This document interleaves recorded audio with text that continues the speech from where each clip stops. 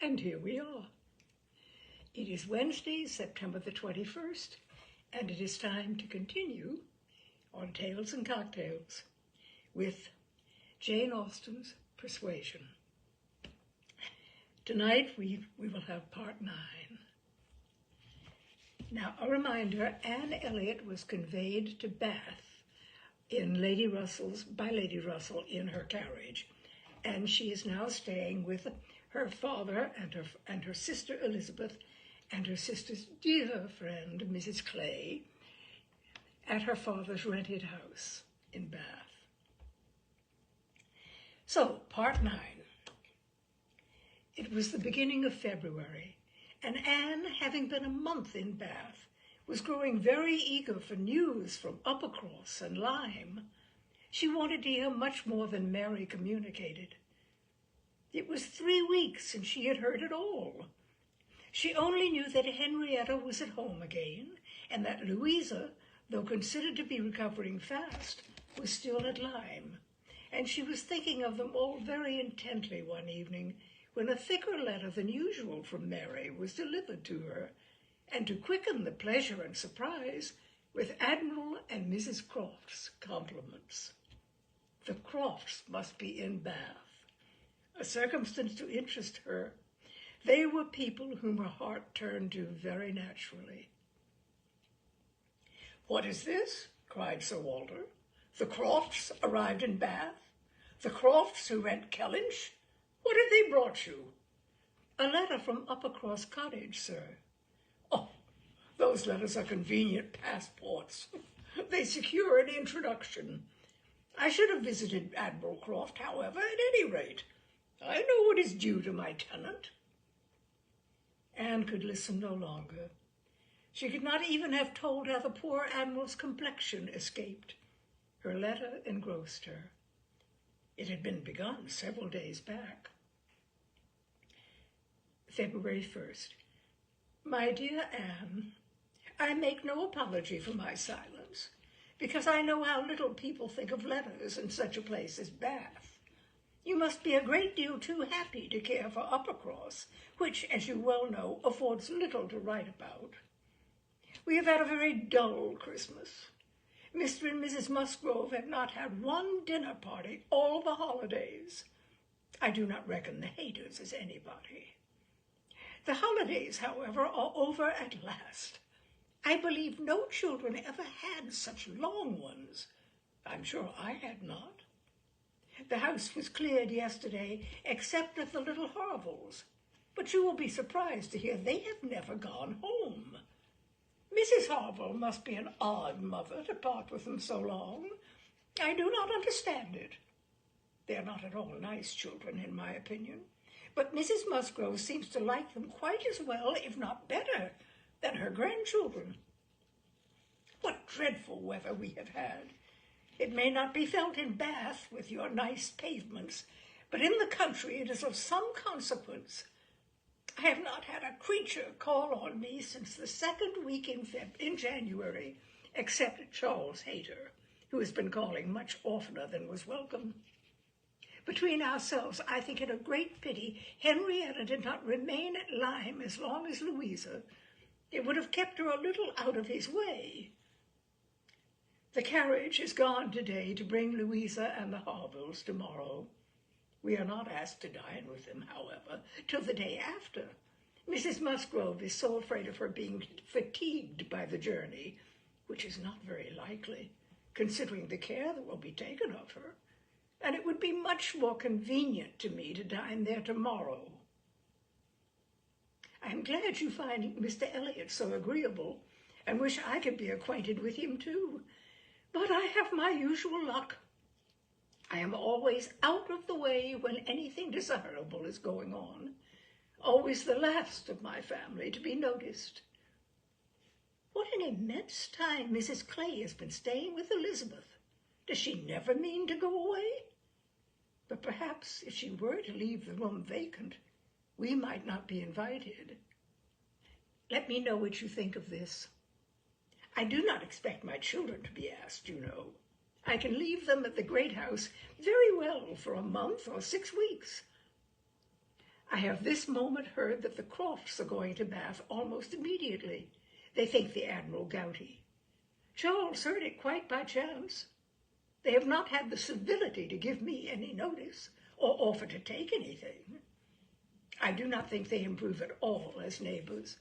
We see nothing of them, and this is really an instance of gross inattention. Charles joins me in love and everything proper. Yours affectionately, Mary M.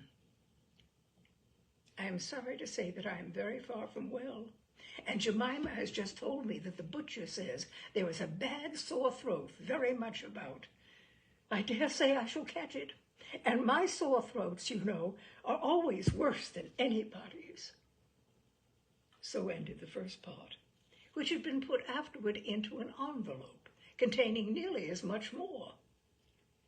I kept my letter open that I might send you word how Louisa bore her journey, and now I'm extremely glad I did, having a great deal to add. In the first place, I had a note from Mrs. Croft yesterday offering to convey anything to you. A very kind, friendly note indeed, addressed to me, just as it ought. I shall therefore be able to make my letter as long as I like. The Admiral does not seem very ill, and I sincerely hope Bath will do him all the good he wants. I shall be truly glad to have them back again. Our neighborhood cannot spare such a pleasant family. But now for Louisa. I have something to communicate that will astonish you not a little. She and the Harvilles came on Tuesday very safely, and in the evening we went to ask her how she did, when we were rather surprised not to find Captain Benwick of the party, for he had been invited as well as the Harvilles. And what do you think was the reason? Neither more nor less than his being in love with Louisa and not choosing to venture to Uppercross till he had an answer from Mr. Musgrove.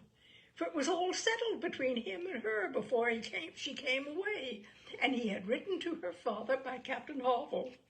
True, upon my honour. Are not you astonished? I shall be surprised at least if you ever received a hint of it, for I never did. Mrs. Musgrove protests solemnly that she knew nothing of the matter. We're all very well pleased, however, for though it is not equal to her marrying Captain Wentworth, it is infinitely better than James Hayter, and Mr. Musgrove has written his consent, and Captain Benwick is expected today. Mrs. Harville says her husband feels a great deal on his poor sister's account, but, however, Louisa is a great favourite with us both. Indeed, Mrs. Harville and I quite agree that we love her the better for having nursed her. Charles wonders what Captain Wentworth will say, but if you remember, I never thought him attached to Louisa. I never could see anything of it. And this is the end, you see, of Captain Benwick's being supposed to be an admirer of yours. How Charles could take such a thing into his head was always incomprehensible to me. I hope he will be more agreeable now. Certainly not a great match for Louisa Musgrove, but 1,000,000 times better than marrying among the Hayters. Mary need not have feared her sister's being in any degree prepared for the news. She had never in her life been more astonished. Captain Benwick and Louisa Musgrove. It was almost too wonderful for belief, and it was with the greatest effort that she could remain in the room, reserve an air of calmness, and answer the common questions of the moment. Happily for her, they were not many. Sir Walter wanted to know whether the Crofts travelled with 4 horses, and whether they were likely to be situated in such a part of Bath as might suit Miss Elliot himself to visit in, but had little curiosity beyond. "How is Mary?" said Elizabeth, and without waiting for an answer. "And pray, what brings the Crofts to Bath?" "They come on the Admiral's account. He is thought to be gouty." "Gout and decrepitude," cried Sir Walter. "Poor old gentleman." "Have they any acquaintance here?" asked Elizabeth. "I do not know, but I can hardly suppose that at Admiral Croft's time of life and in his profession he should not have many acquaintances in such a place as this. "I suspect," said Sir Walter coolly, "that Admiral Croft will be best known in Bath as the renter of Kellynch Hall. Elizabeth, may we venture to present him and his wife in Laura Place?" "Oh, no, I think not. Situated as we are with Lady Dalrymple, cousins, we ought to be very careful not to embarrass her with acquaintance she might not approve. If we were not related, it would not signify, but as cousins, she would feel scrupulous as to any proposal of ours. We had better leave the Crofts to find their own level. There are several odd-looking men walking about here, who I am told are sailors. The Crofts will associate with them." This was Sir Walter and Elizabeth's share of interest in the letter. When Mrs. Clay had paid her tribute of more decent attention in an inquiry after Mrs. Charles Musgrove and her fine little boys, Anne was at liberty.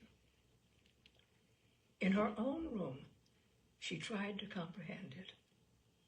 Well might Charles wonder how Captain Wentworth would feel.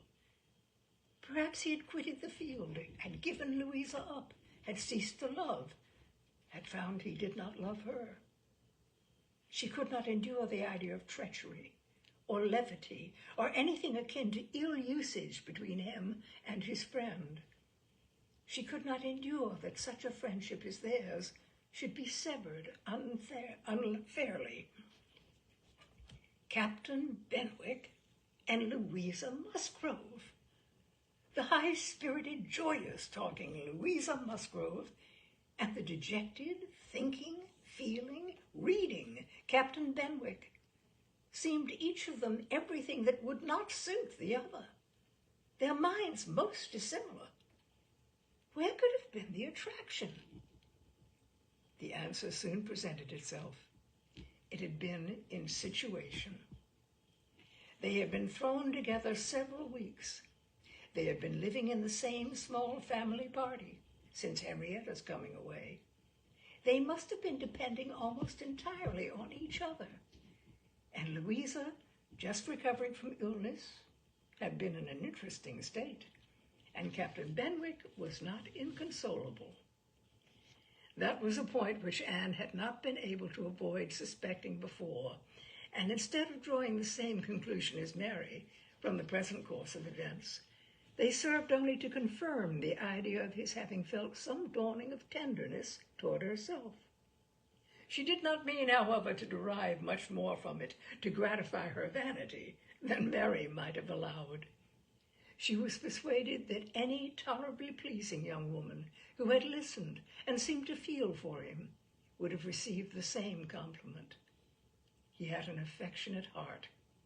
He must love somebody.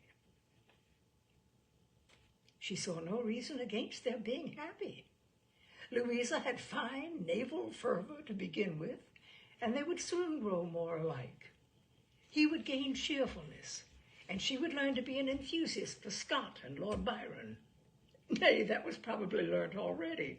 Of course they had fallen in love over poetry. The idea of Louisa Musgrove turned into a person of literary taste and sentimental reflection was amusing, but she had no doubt of its being so. The day at Lyme, the fall from the Cobb, might influence her health, her nerves, her courage, her character, to the end of her life, as thoroughly as it appeared to have influenced her fate. The conclusion of the whole was that if the woman who had been sensible of Captain Wentworth's merits could be allowed to prefer another man, there was nothing in the engagement to excite lasting wonder, and if Captain Wentworth lost no friend by it, certainly nothing to be regretted. No, it was not regret which made Anne's heart beat in spite of herself and brought the color into her cheeks when she thought of Captain Wentworth unshackled and free. She had some feelings which she was ashamed to investigate. They were too much like joy, senseless joy. She longed to see the Crofts, but when the meeting took place, it was evident that no rumor of the news had yet reached them. The visit of ceremony was paid and returned, and Louisa Musgrove was mentioned, and Captain Benwick, too, without even half a smile. The Crofts had placed themselves in lodgings in Gay Street, perfectly to Sir Walter's satisfaction. He was not at all ashamed of the acquaintance, and did, in fact, think and talk a great deal more about the Admiral than the Admiral ever thought or talked about him. The Crofts knew quite as many people in Bath as they wished for, and considered their intercourse with the Elliots as a mere matter of form, and not in the least likely to afford them any pleasure. They brought with them their country habit of being almost always together. He was ordered to walk to keep off the gout, and Mrs. Croft seemed to go shares with him in everything, and to walk for her life to do him good. Anne saw them wherever she went.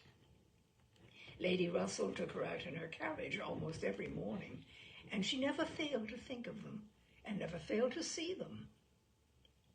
Knowing their feelings as she did, it was a most attractive picture of happiness to her. She always watched them as long as she could, delighted to fancy she understood what they might be talking of as they walked along in happy independence, or equally delighted to see the Admiral's hearty shake of the hand when he encountered an old friend, and observe their eagerness of conversation when occasionally forming into a little knot of the Navy, Mrs. Croft looking as intelligent and keen as any of the officers around her.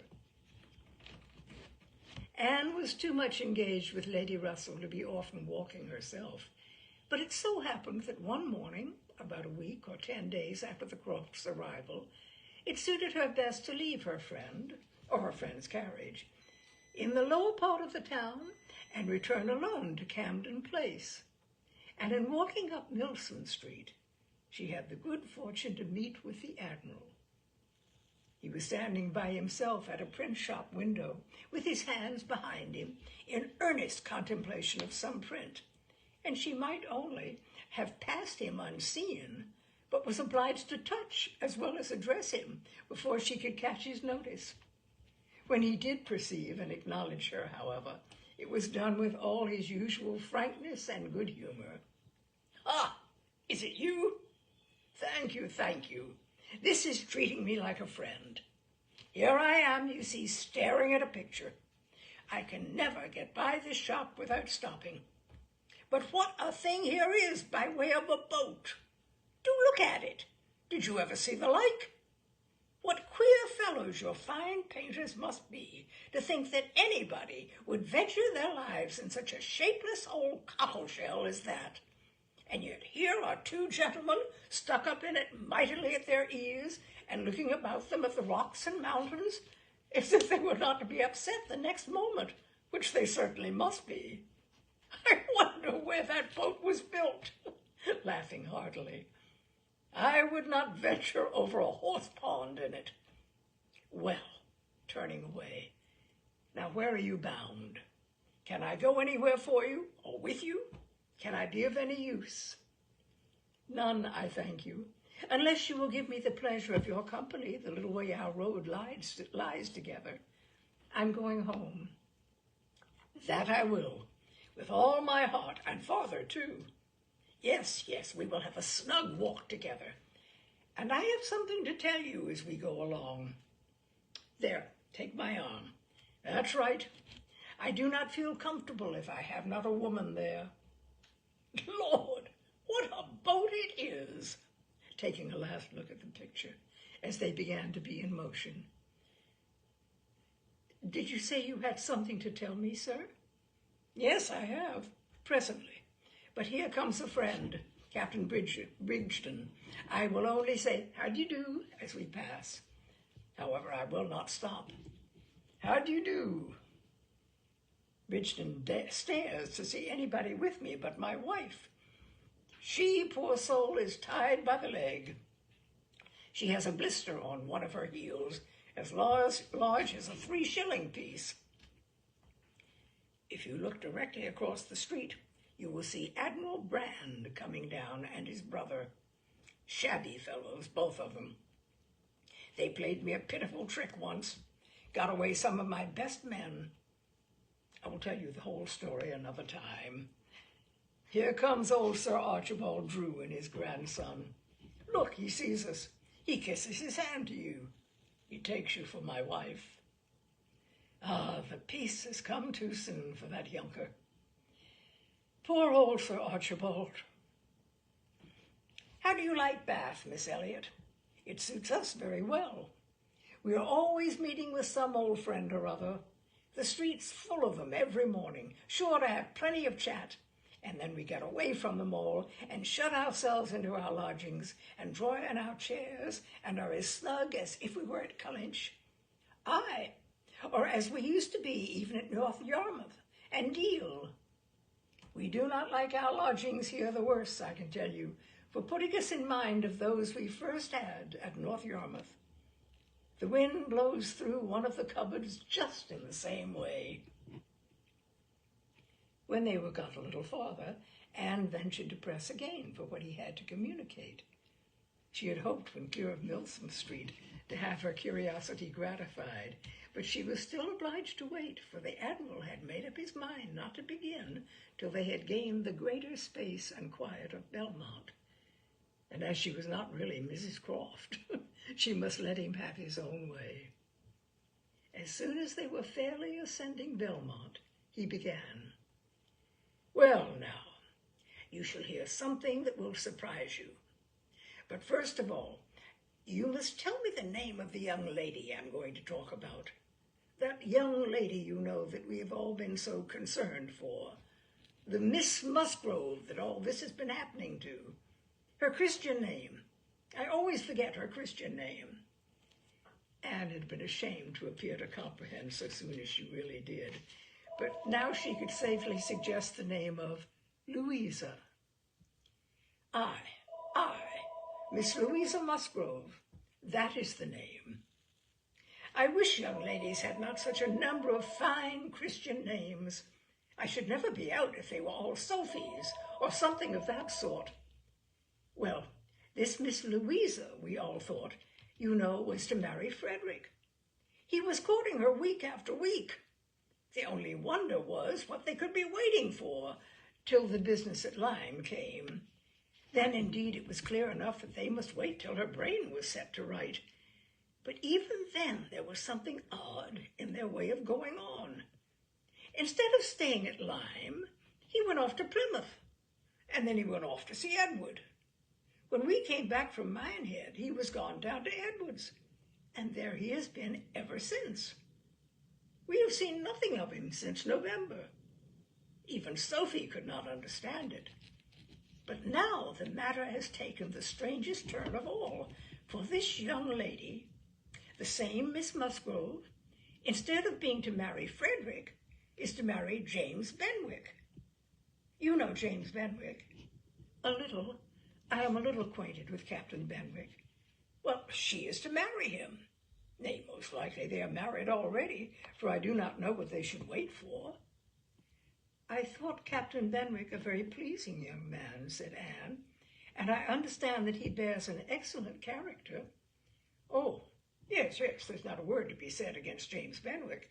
He's only a commander, it is true, made last summer, and these are bad times for getting on, but he has not another fault that I know of.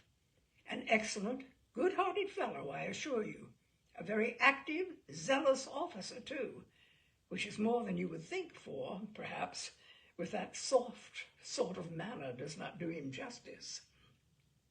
Indeed, you are mistaken there, sir. I should never augur want of spirit from Captain Benwick's manners. I thought them particularly pleasing, and I will answer for it they would generally please. Well, ladies are the best judges, but James Benwick is rather too piano for me, and though very likely it is all our partiality, Sophie and I cannot help thinking Frederick's manners better than his. There's something about Frederick more to our taste. Anne was caught. She had only meant to oppose the too common idea of spirit and gentleness being incompatible with each other, not at all to represent Captain Benwick's manners as the very best that could possibly be. And after a little hesitation, she was beginning to say, I was not entering into any comparison of the two friends, but the Admiral interrupted her with, and the thing is certainly true. It is not a mere bit of gossip. We have it from Frederick himself. His sister had a letter from him yesterday, in which he tells us of it, and he had just had it in a letter from Harville, written upon the spot from Uppercross. I fancy they are all at Uppercross. This was an opportunity which Anne could not resist. She said, therefore, I hope, Admiral, I hope there is nothing in the style of Captain Wentworth's letter to make you and Mrs. Croft particularly uneasy. It did seem last autumn as if there were an attachment between him and Louisa Musgrove, but I hope it may be understood to have worn out on each side equally and without violence. I hope his letter does not breathe the spirit of an ill-used man. Not at all, not at all. There's not an oath or a murmur from beginning to end. Anne looked down to hide her smile. No, no. Frederick is not a man to whine and complain. He has too much spirit for that. If the girl likes another man better, it is very fit she should have him. Certainly. But what I mean is that I hope there is nothing in Captain Wentworth's manner of writing to make you suppose he thinks himself ill-used by his friend, which might appear, without its being absolutely said. I should be very sorry that such a friendship as has subsisted between him and Captain Benwick should be destroyed or even wounded by a circumstance of this sort. Yes, I understand you. But there is nothing at all of that nature in the letter. He does not give the least fling at Benwick, does not so much as say, I wonder at it.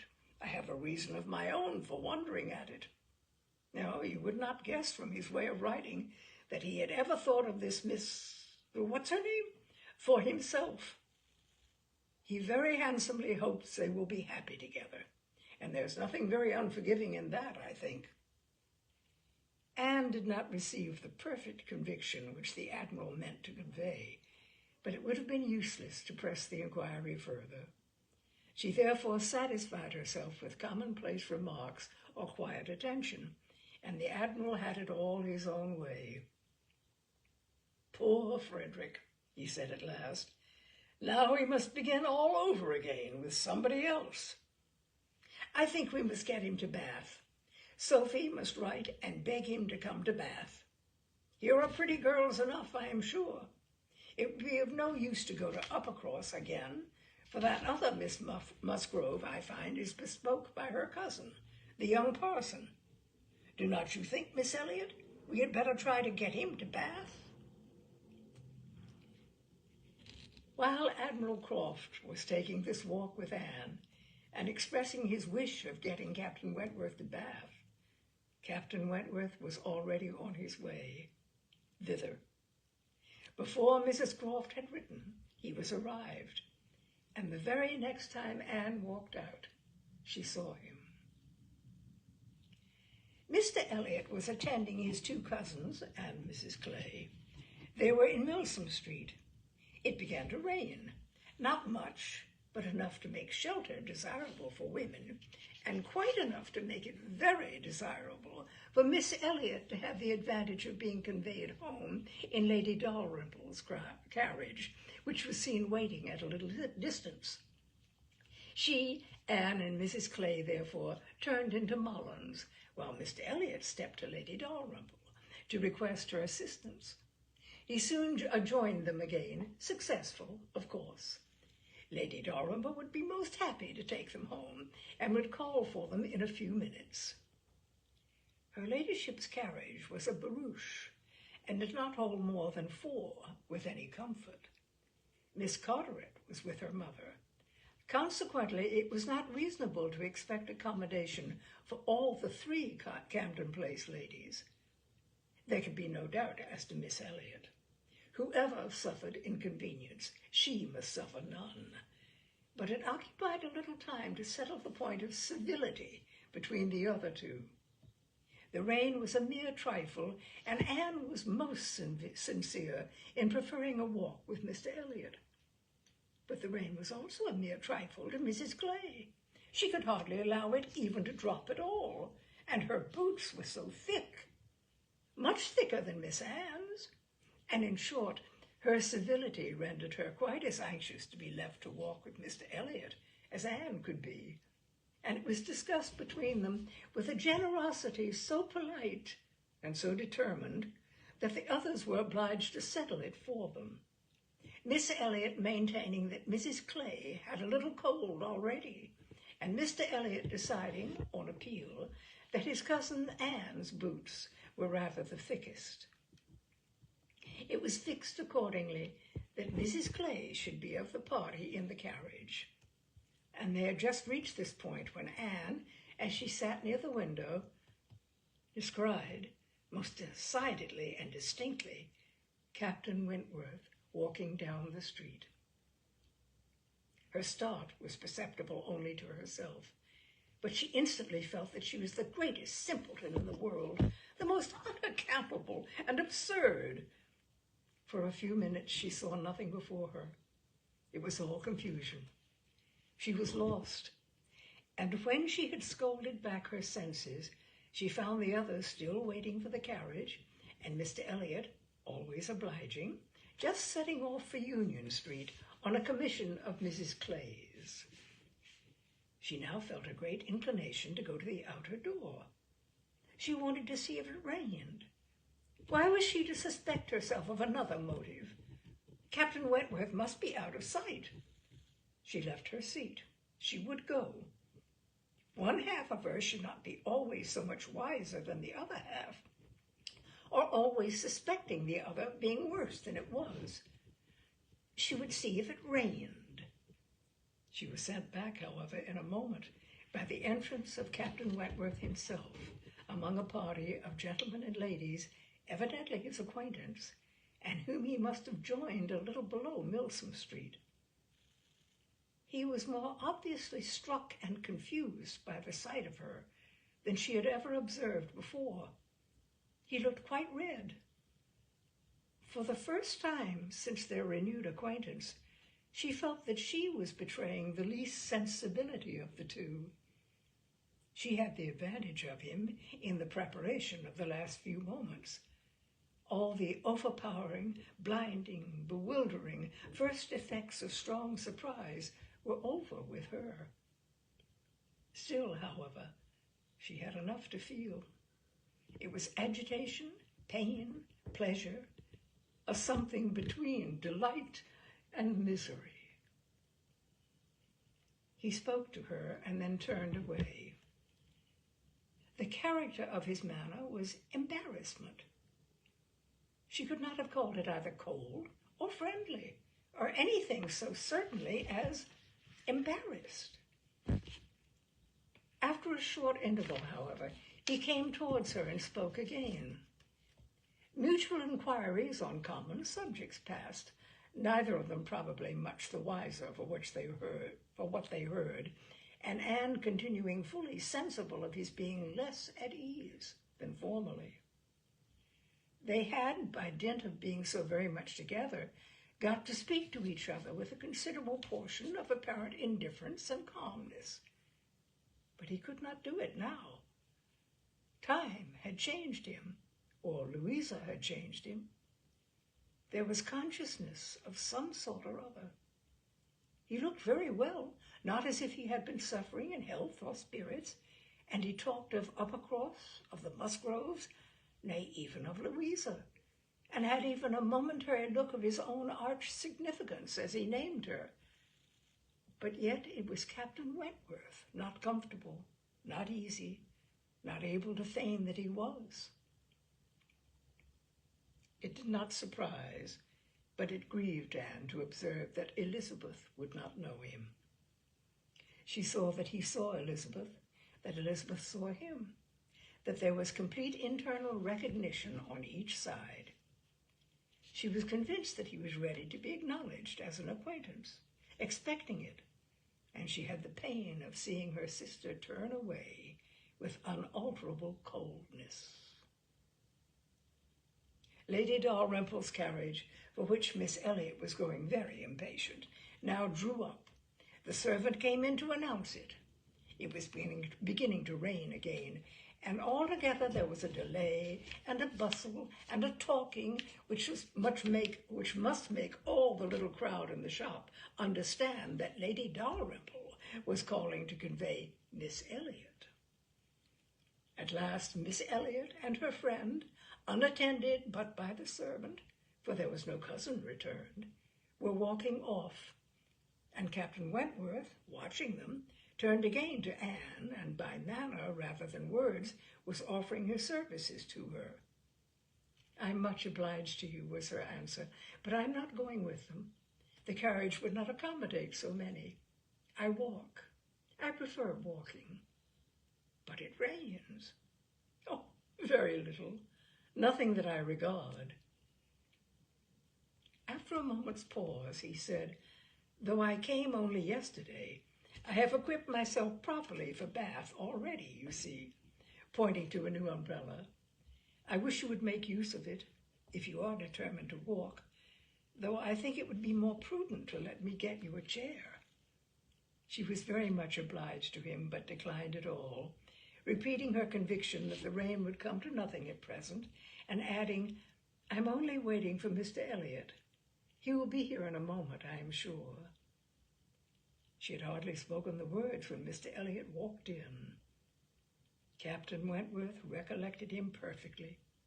There was no difference between him and the man who had stood on the steps at Lyme, admiring Anne as she passed, except in the air and look and manner of the privileged relation and friend.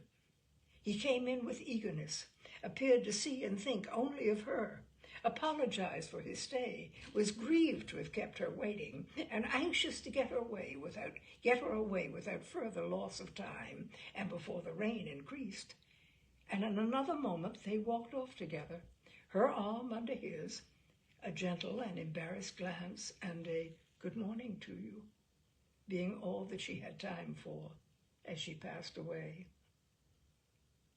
As soon as they were out of sight, the ladies of Captain Wentworth's party began talking of them.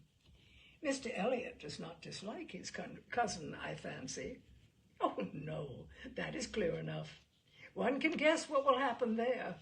He's always with them, half lives in the family, I believe. What a very good-looking man. Yes, and Miss Atkinson, who dined with him once at the Wallaces, says he is the most agreeable man she ever was in company with. She is pretty, I think, Anne Elliot. Very pretty when one comes to look at her. It is not the fashion to say so, but I confess I admire her more than her sister." "Oh, so do I." "And so do I. No comparison. But the men are all wild after Miss Elliot. Anne is too delicate for them." Anne would have been particularly obliged to her cousin if he would have walked by her side all the way to Camden Place without saying a word. She had never found it so difficult to listen to him, though nothing could exceed his solicitude and care, and though his subjects were principally such as were wont to be always interesting. Praise, warm, just, and discriminating, of Lady Russell, and insinuations highly rational against Mrs. Clay. But just now she could think only of Captain Wentworth. She could not understand his present feelings, whether he were really suffering much from disappointment or not. Until that point were settled, she could not be quite herself.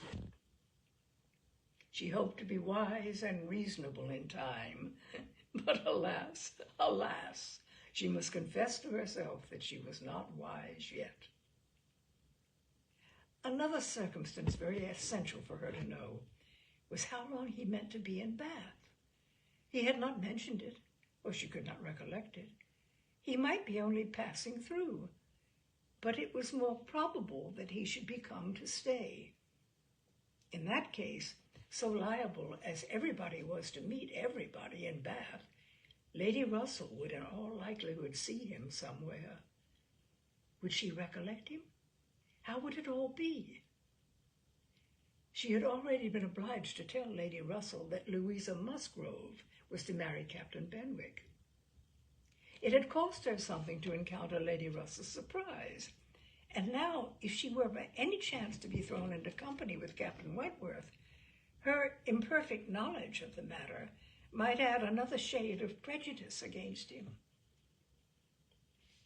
The following morning, Anne was out with her friend, and for the first hour, in an incessant and fearful sort of watch for him in vain. But at last, in returning down Pulteney Street, she distinguished him on the right-hand pavement, at such a distance as to have him in view the greater part of the street. There were many other men about him, many groups walking the same way, but there was no mistaking him. She looked instinctively at Lady Russell, but not from any mad idea that Lady Russell would perceive him till they were nearly opposite.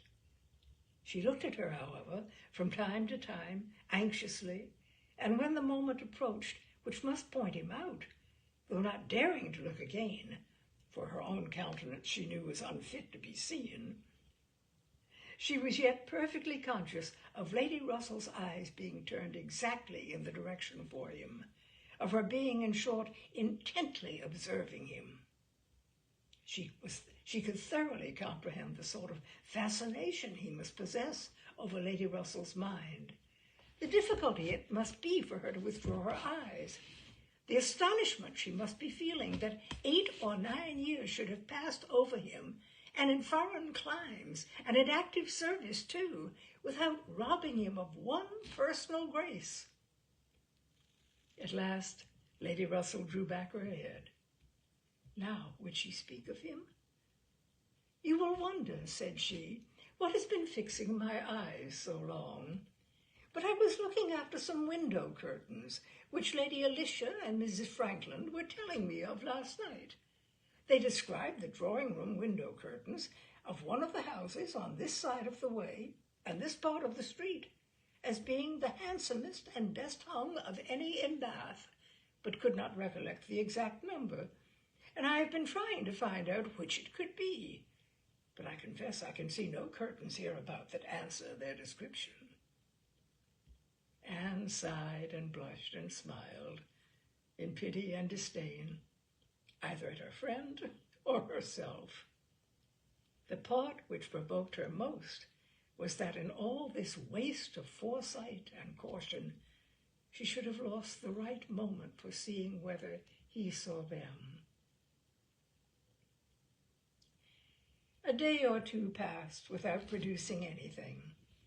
The theatre, or the rooms where he was most likely to be, were not fashionable enough for the Elliots, whose evening amusements were solely in the elegant stupidity of private parties, in which they were getting more and more engaged, and Anne, wearied of such a state of stagnation, sick of knowing nothing, and fancying herself stronger because her strength was not tried, was quite impatient for the concert evening.